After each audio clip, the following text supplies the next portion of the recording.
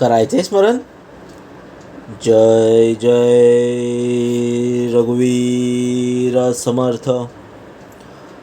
जय जय रघुवीर समर्थ. श्रीमद्दास बोध दशक 17वा. प्रकृती पुरुष. समास 5वा. अजपा निरूपण नाम. श्रीराम समर्थ.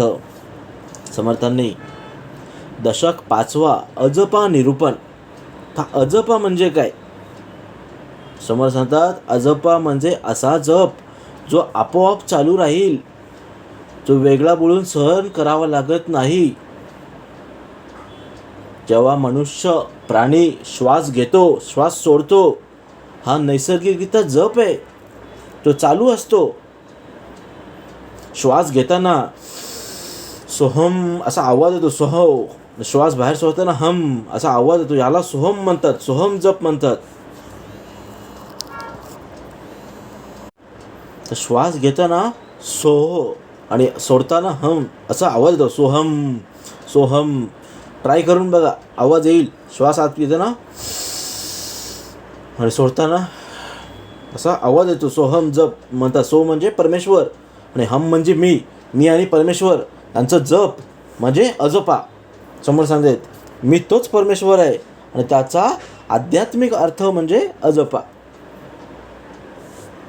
प्रत्येक जीवाच्या शरीरात दिवस रात्र श्वासाबाहेर हा जप चालू आहे आणि त्याच्या माणसाला त्याची जाणीव नाही आहे. समर्थांनी फ्री दिले. ज्या साधकाने श्वासावर जर लक्ष नियंत्रित केलं तर त्याला अजपा जप हा नक्की समजेल आणि त्याचं मन शांत राहील. या समर्थामध्ये त्याचं निरूपण दिलं आहे. मनावर ताबा कसा मिळवता आला पाहिजे, या श्वासावरती नियंत्रण कसं राखता आलं पाहिजे, ते समर्थाने सांगितलेलं आहे.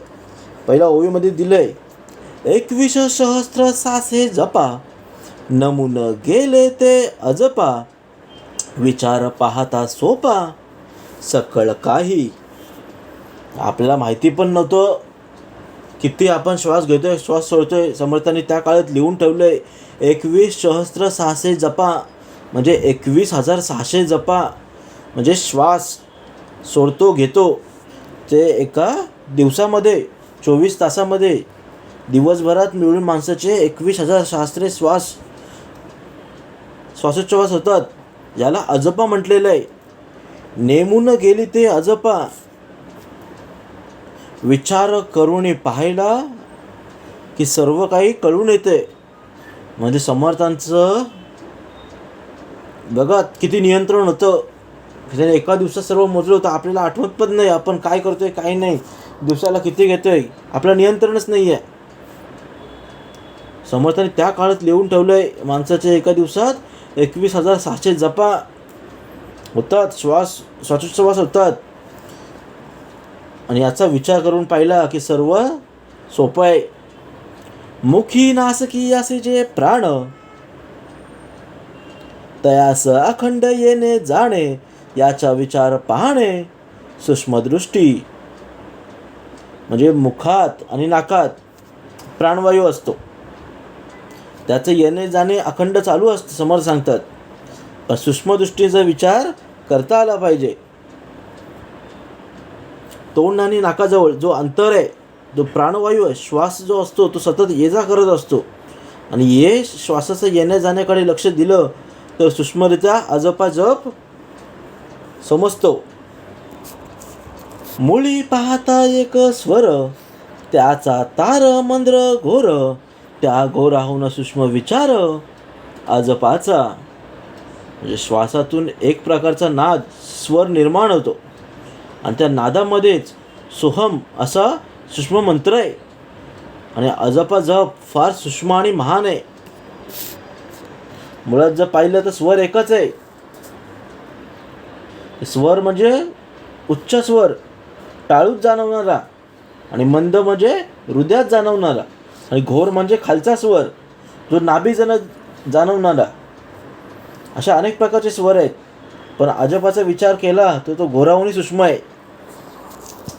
सरी गम पद निस, सारी मातृका सायास, प्रथम स्वरे मातृकांच म्हणून पहावे. म्हणजे सरे गम पद निसा, आपण बोलतो सारे गम पदी निसा हे 7 स्वर आहेत. आरोह आणि अवरोह यांच्या प्रयत्नाने जे संगीतातले 7 स्वर आहेत ते नादाची प्रकार आहेत. त्यातला पहिला स्वर म्हणजे सा.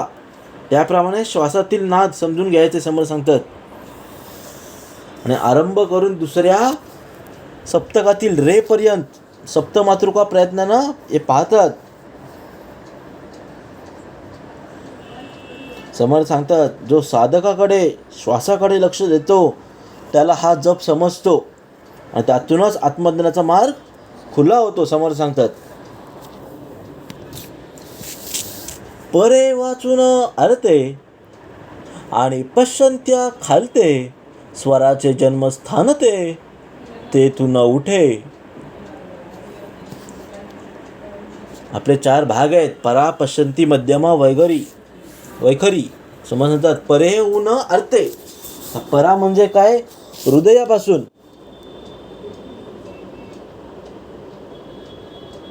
नाही, परे वाचून अर्थे आणि पश्यंती खालते. तर परा वाचेपासून वर म्हणजे नाभीपासून वर, जे आपले पोटाचं नाभी आहे त्यापासून वर. आणि पश्यंती म्हणजे हृदयाच्या खाली, जे स्वरांचे जन्मस्थान आहे तेथून स्वरांची आजपाची सुरुवात होते. एकांती उभे बसावे, ते समजून पहावे, अखंड याचे सांडावे प्राणवायू.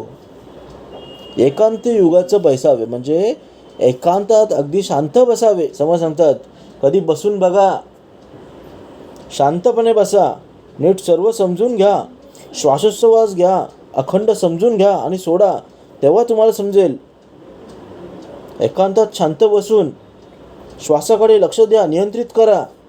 प्राणवायू सतत ये जा करत राहील आणि त्याचं जर निरीक्षण केलं की अजपा जप समजू लागेल.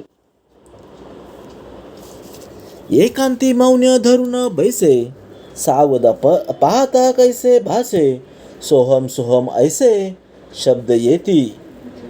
जे एकांतात जर आपण शांत चित्तेनं बसलो, त्या श्वासावर नियंत्रित केलं तर त्या श्वासातून सोहम सोहम असा शब्द ऐकू येईल. उच्चारे विनजे शब्द, ते जाणावा सहज शब्द, प्रत्ययात येती परंतु नाद काहीच नाही. म्हणजे उच्चाराशिवाय ते शब्द त्यांना सहज शब्द म्हणतात, ते अनुभवाला येतात, परंतु नाद आणि आवाज काहीच नसतो. तो शब्द आपण उच्चारित नाही,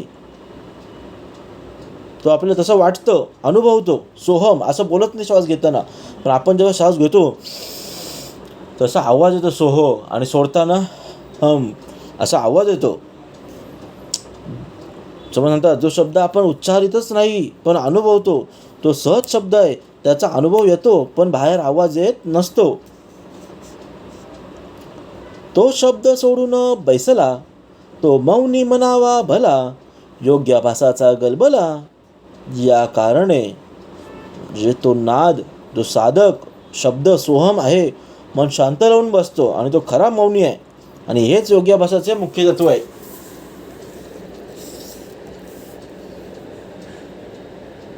एकांती मौन्य धरून बैसला, ते कोण शब्द झाला, सोहो ऐसा भासला अंतर्यामी. जे एकांतात मौन धरून बसलो, एकांतात बसल्यावर साधकाला सोहम असा अनुभव येतो आणि हा अंतर्कमातून जाणवतो, अंतर्मनातून जाणवतो. धरिता सोह सांडिता ह, अखंड चाले सोह सोह, याचा विचार पाहता भाऊ विस्तारला. म्हणतात धरिता सो सांडिता ह, जेव्हा आपण श्वास घेतो, श्वास धरतो तेव्हा सोह असा आवाज येतो, आणि जेव्हा सांडतो, सोडून देतो तेव्हा ह असा आवाज येतो. हे अखंड चालतं सोहम सोहम. याचा विचार करून पाहिला तर आपल्याला समजेल, अर्थ व्यापक आहे. देहधारी का तुका प्राणी, श्वेत जवद्विजा की खाणी, श्वासोश्वास नसता प्राणी कैसे चिती. म्हणजे देहधारक म्हणून जितके प्राणी स्वदेश उद्भिजादिक 4 खाणी आहेत ते श्वासोच्छ्वास करून जगतात. श्वास घेतात सोडतात सगळे जगतात आणि त्याखाली ते जगू शकत नाही. या पृथ्वीवरती जेवढे प्राणी आहेत ज्यांनी शरीर धारण केलेलं आहे ते सर्व श्वासावरती जगत आहेत. आणि श्वास नसता तर इथं कोणीही जिवंत राहू शकत नाही. ऐसे हे अजपा सकळांसी परंतु कळे जाण त्यासी सहज सांगता सायासी पडोची नये. म्हणजे अजपा जप सर्वांमध्ये चालू आहे पण त्याची जाणीव फक्त जाणत्या साधकाला येते. प्राण्यांना समजून येणार नाही, फक्त मनुष्याला समजेल. फक्त त्याची जाणीव जाणता आली पाहिजे.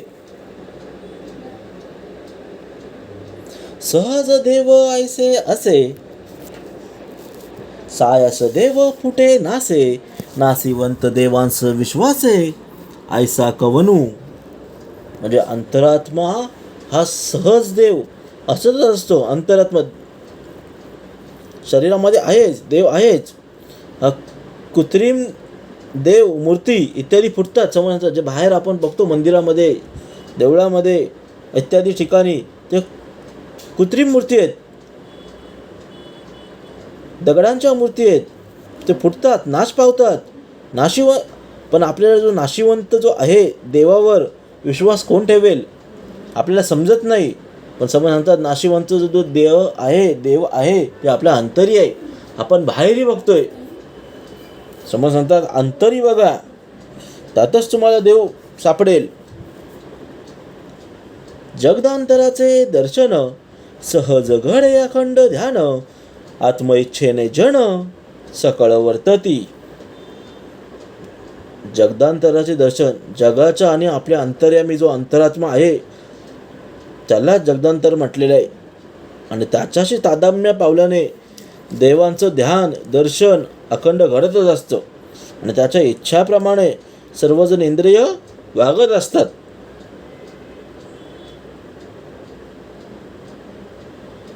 आत्म्याचे समाधान घडे तैसे आशण सांडेले फिटले समर्पण त्यासीच होय. म्हणजे आत्म्याचे समाधान ज्या योगी घडेल असे भोजन घेतलं, सांडलं, लवणलं ते हरवत शेवटी अंतरात्म्याकडे समर्पण होतं.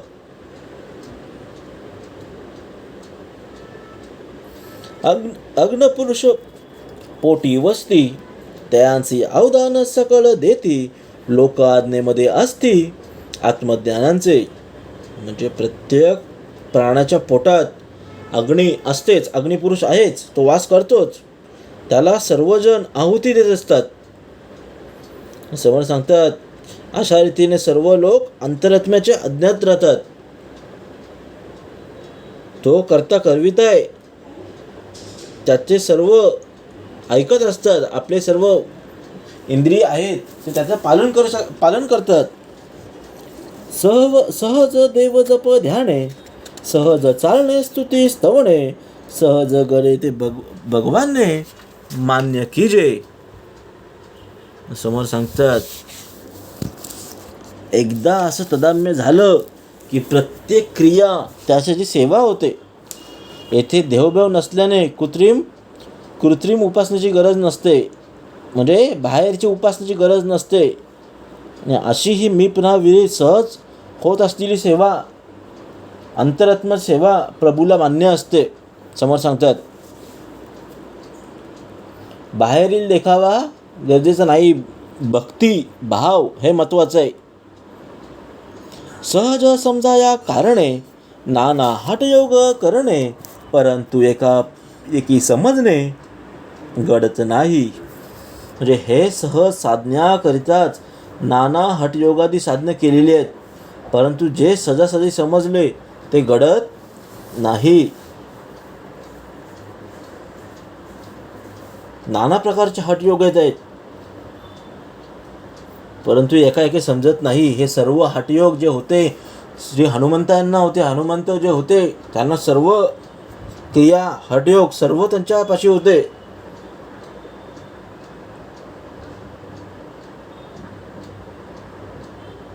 ते प्रत्येक गुणाने संपन्न होते. परंतु एकाएकी समजणे घडत नाही. समज सांगतात आपल्याला हे समजण्याच्या पलीकडे आहे. जो ज्याला समजेल तो खरा जाणीवत आहे. द्रव्य चुकले दरिद्र येते, तळी लक्ष्मीवरी वर्तते. प्राणी काय करील ते ठाऊके नाही. द्रव्य चुकते दरिद्र येते. द्रव्य म्हणजे पैसा सांगितलेला आहे. घरातलं द्रव्य काहीही असेल, पैसा अडका काहीही असेल, अन्नधान्य, घरात द्रव्य आहे हे माहीत नसल्याने दारिद्र्य भोगावं लागतं. नसेल तर दारिद्र्य नक्कीच आहे. पण एखाद्याच्या घरी तळघरात द्रव्य पुरलेलं असतं, पण तो वर दरिद्र्यासारखा राहत असतो. आपण पाहतो काही लोकांच्या घरी भरपूर पैसा आहे, अमाप पैसा आहे, तर ते वागताना असं दाखवून देत नाही, असं गरीब असले दाखवतात. तरी तो काय करणार? कारण लक्ष्मी जी आहे ती तळी आहे आणि ती त्यालाच ठाऊक आहे, त्यालाच ठाऊक नसते. तळघरामध्ये उदंड द्रव्य, भिंतीमध्ये घातले द्रव्य, स्तंभी तुळवटी द्रव्य आपणामध्ये. म्हणजे तळघरामध्ये उदंड द्रव्य आहे, भिंतीमध्ये आहे, स्तंभात आहे, तुकड्यांमध्ये आहे. शेवटी समजणार आपल्यामध्ये सुद्धा आहे. आपण प्रॉपर्टी घेतो, बंगला बांधतो, त्याला किंमत असते. समजणार उदंड किंमत आहे. करोडांच्या याच्यामध्ये किमती आहेत. समज आमचं कुठलं घर घेतलं, कुठं बंगला बांधला, त्याच्या आरामशीर लाख ते करोडामध्ये आपण त्याची किंमत करतो. पण जो घेणारा आहे तो किती मौल्यवान असेल त्याचा विचार केलाय? समज तेच सांगतायत ते आपल्यामध्ये आहे, आपल्यामध्ये भगवंत आहे, म्हणून आपण पुढे घेतोय, करोडाचा व्यवहार करतोय, डील करतोय. म्हणजे आपला हा देह किती मोलाचा आहे. आपण राहण्यासाठी फक्त करोड रुपये खर्च करायचे असू तर हा जो देह समर्थांनी आपल्याला फुकट दिलाय त्याचा आपल्याला वापर करता आला पाहिजे. समर्थ सांगतात लक्ष्मीमध्ये करंटा नांदे, त्याचे दरिद्र अधिक सांदे. नवल केले परमानंदे, परमपुरुष. म्हणजे सर्वत्र लक्ष्मी असून जो करंटासारखा वागतो त्याचं दारिद्र्य अधिकच दुःखदायक होतं. आणि परमपुरुष जो परमानंद आहे त्याचं केवढे हे नवल पहा बरं. समज सांगतात नवल केवढे परमानंदे परमपुरुष. एक पाहती एक खाती, ऐसे विवेकाची गती. प्रवृत्ती अथवा निवृत्ती येण्याची न्याय. म्हणजे समोर सांगतात श्रीमंत माणसं ऐश्वर्य भोगतात, खातात, पितात. आणि दरिद्री माणसं जे आहेत, गरीब माणसं आहेत, भाग्यहीन माणसं आहेत, ती नुसतीच पाहत राहतात. समोर सांगतात विवेक पुरुषांची स्थितीही अशीच आहे. तो परमानंदाचा उपभोग घेतात आणि अज्ञानी लोक दुःख पण सहन करत राहतात. अंतरीवस्था नारायण, लक्ष्मीस काय ऊन.